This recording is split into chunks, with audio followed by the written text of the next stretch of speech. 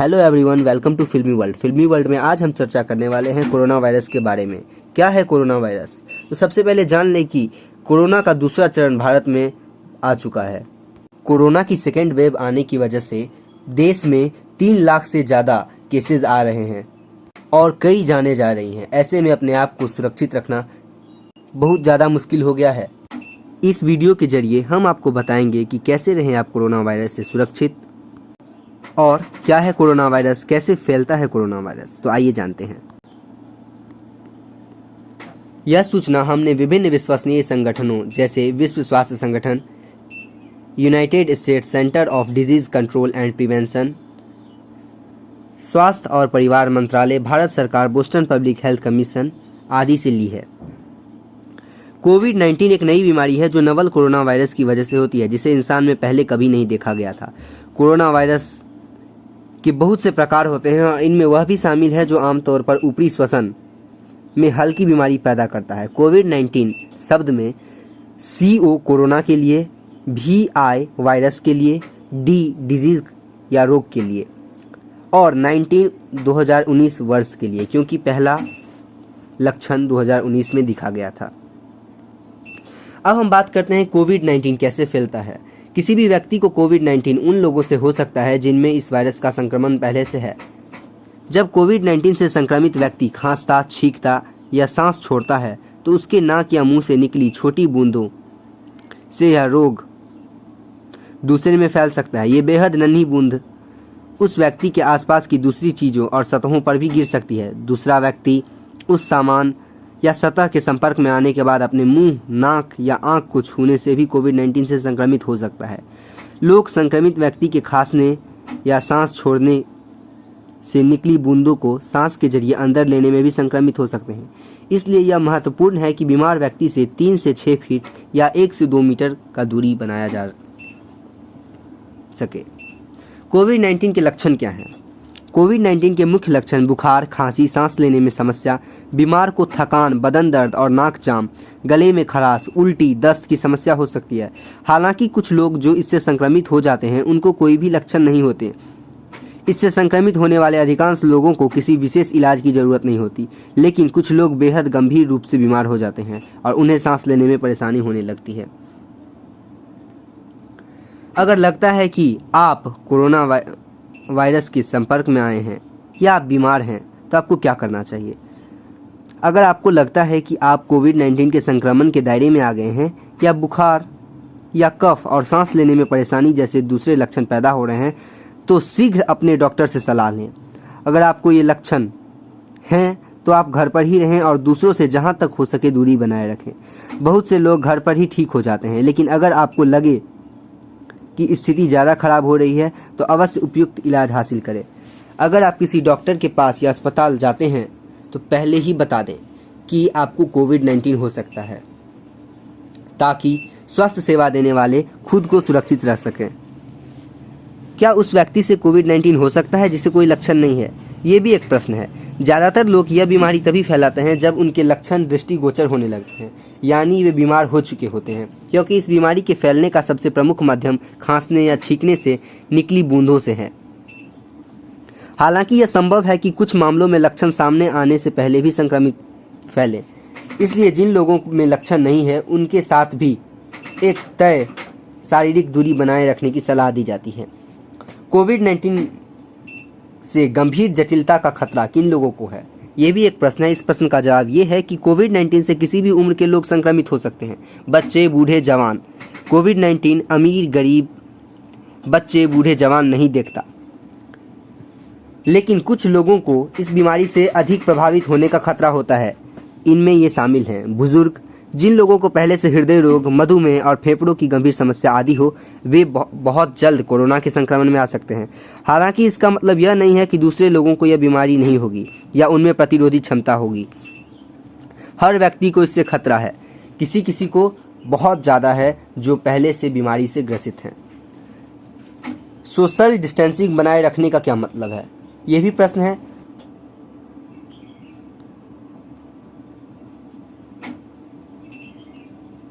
सार्वजनिक वाहन, टैक्सी या राइड शेयर वाली गाड़ियों का इस दौरान प्रयोग ना करें। भीड़ वाली जगहों जैसे shopping centre, school, cinema hall ना जाएं। कोविड-19 का खतरा कम करने के लिए आपका परिवार क्या कदम उठा सकता है, इसका भी प्रश्न का जवाब देता हूँ। इससे बीमार होने के खतरे को कम करने के लिए बचाव के उपाय आप खुद रोजाना अपनाएं और साथ ही अपने घर के सभी लोगों को ऐसा करने को कहें। यह कदम खास तौर पर बुजुर्गों और पहले से बीमार लोगों के लिए ज़रूरी है। बीमार लोगों से नज़दीकी संपर्क से बचें। अगर आप बीमार हैं तो इलाज करवाने के अलावा घर पर ही रहें। खांसी करते समय या छींकते समय कोहनी के अंदरूनी हिस्से से मुंह को ढकें या टिश्यू पेपर का उपयोग करें और उसे डस्टबिन में फेंकें। इसके बाद अपना हाथ धोएं। अपने हाथ को साबुन और पानी से अच्छी तरह 20 सेकंड तक धोएं। खास तौर पर नाक को साफ करने के बाद, खांसने या छींकने के बाद, शौचालय के प्रयोग करने के बाद या भोजन बनाने या खाने से पहले। अगर साबुन और पानी उपलब्ध नहीं हो तो आप अल्कोहल आधारित हैंड सैनिटाइज़र का उपयोग कर सकते हैं जिसमें कम से कम 60% अल्कोहल हो।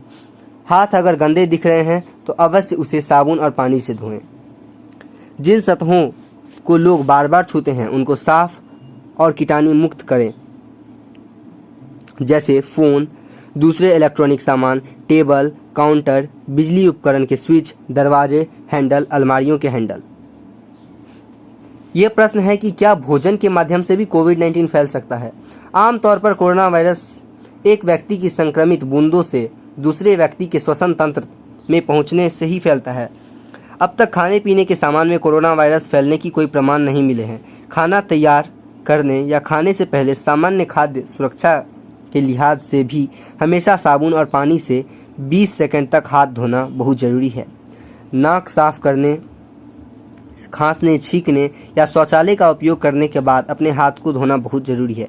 यह संभव है कि किसी व्यक्ति ने ऐसे सामान या सतह को छुआ हो जहां वह वायरस हो और फिर उसने अपने मुंह, नाक या आंख को छुआ हो तो कोविड-19 हो जाए, लेकिन इसे वायरस के प्रसार का मुख्य तरीका नहीं माना गया है।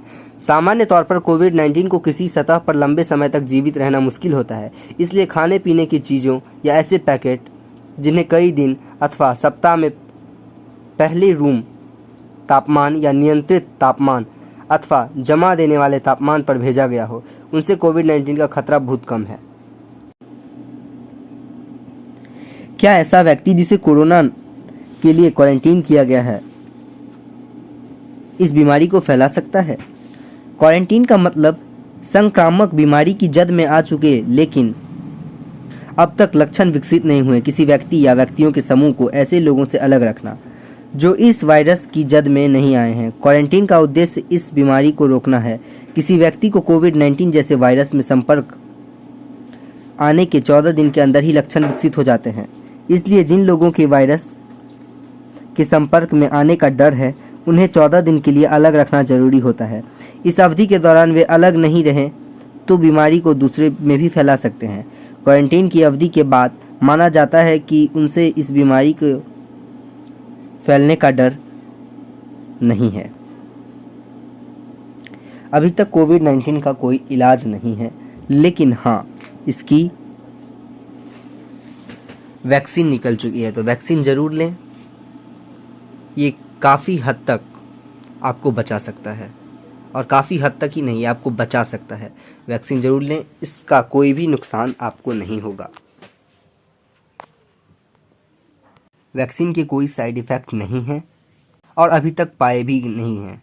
और घर पर कोरोना की सुरक्षा के लिए नाक में तेल और मास्क जरूर पहनें। सैनिटाइज़र का उपयोग करें। अपने मुंह, नाक और आंख को बार बार हाथों से ना छुएं। सुरक्षा बरतें, घर पर ही रहें, सेफ रहें और बाहर ना निकलें। अब मैं आपको एक क्लिप दिखलाता हूँ जो मुंबई की डॉक्टर ने भेजी है, आइए देखते हैं। गुड मॉर्निंग मेरे परिवार वालों और मेरे फ्रेंड्स। बहुत सारे डॉक्टर्स की तरह मैं भी बहुत परेशान हूँ, इसलिए मुझे लगा कि शायद मैं आपको अगर कुछ चीज़ें बताना चाहती हूँ और मैं शायद अगर ये बताऊंगी और अगर आप लोग सेफ रहोगे तो I might be at more piece.